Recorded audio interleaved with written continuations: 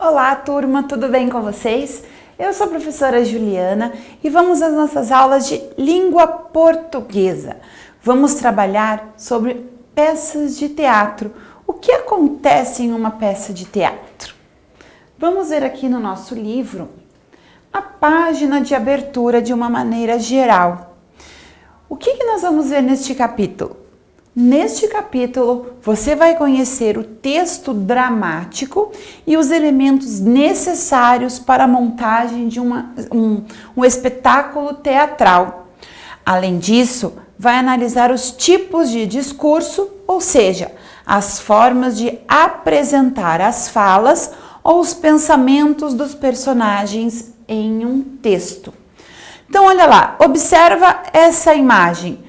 Como a professora já falou e vocês podem perceber no título do nosso capítulo, é um palco de teatro. Nós podemos ver ali as cortinas, né, que representam o momento que o teatro acabou, quando se fecham as cortinas e quando vai se iniciar uma peça de teatro, as cortinas abrem. Podemos ver aqui personagens que possam vir a fazer parte de uma peça de teatro. E aí eu tenho uma pergunta para fazer para você. Você já foi a alguma peça de teatro? Qual foi a peça de teatro que você foi? Assistiu alguma história já conhecida ou foi uma história nova? Você já ouviu falar em monólogo? Sabe o que é um monólogo? O monólogo é uma peça de teatro onde apenas uma pessoa fala, uma pessoa é o único ator ou atriz do teatro todo. Exatamente. E você gostou de ir ao teatro? A experiência de ir ao teatro foi bacana? O que você notou de diferente entre uma peça de teatro e um filme no cinema? É bem diferente a estrutura, a organização, as falas, a forma como o ator se põe no palco, né? Então, olha aqui na nossa sessão, Conversa Vai. Você já assistiu uma peça de teatro? Tem ideia de tudo o que precisa ser feito para que um espetáculo seja apresentado? É só chegar lá o ator vestido com a roupa do personagem, abrir a cortina do teatro e começar?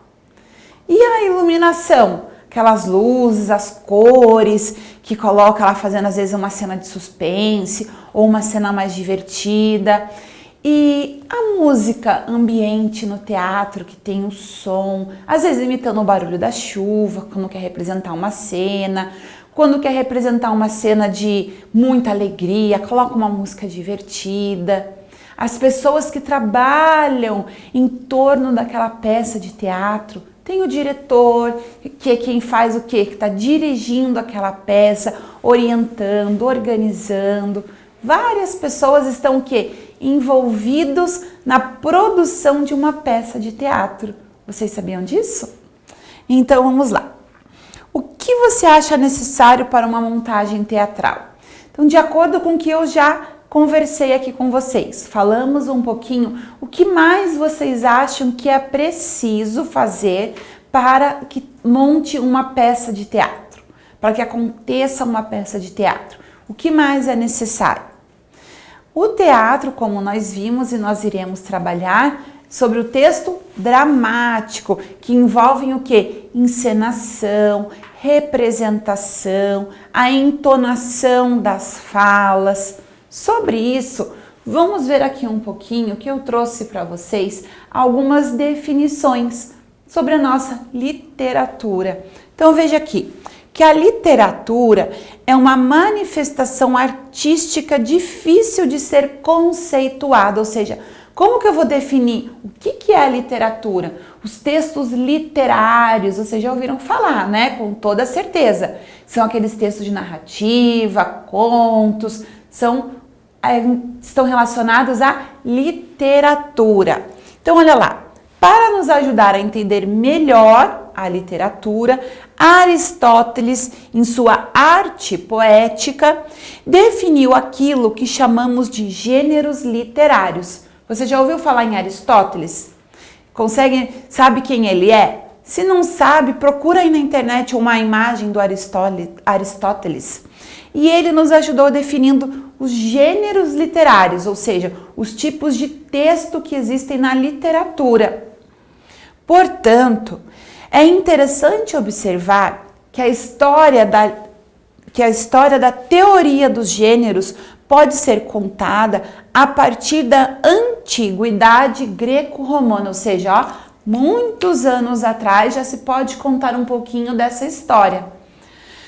Os gêneros literários reúnem um conjunto de obras que apresentam características semelhantes de forma e conteúdo. E eles se dividem em 3 categorias básicas, ou seja, eles são semelhantes. O que faz esses textos serem parecidos? E aí eles são definidos em gênero épico, o gênero lírico e o gênero dramático. Você já ouviu falar em um desses tipos de gêneros literários?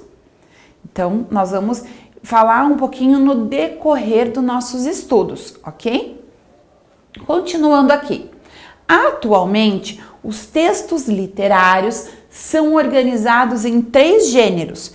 Agora nós vamos falar um pouquinho mais da linguagem aí das crianças, daquilo que nós aprendemos na nossa escola, um pouco mais próximos da gente, certo? Não que os outros a gente não aprenda, mas aqui, um narrativo, uma história narrativa, você com certeza já ouviu falar. O lírico e o dramático. Então veja aqui, o gênero épico. O que é o gênero épico que nós vimos aqui anteriormente? Certo? Aqui nós temos a divisão das categorias dos gêneros literários. O gênero épico. O que é o gênero épico?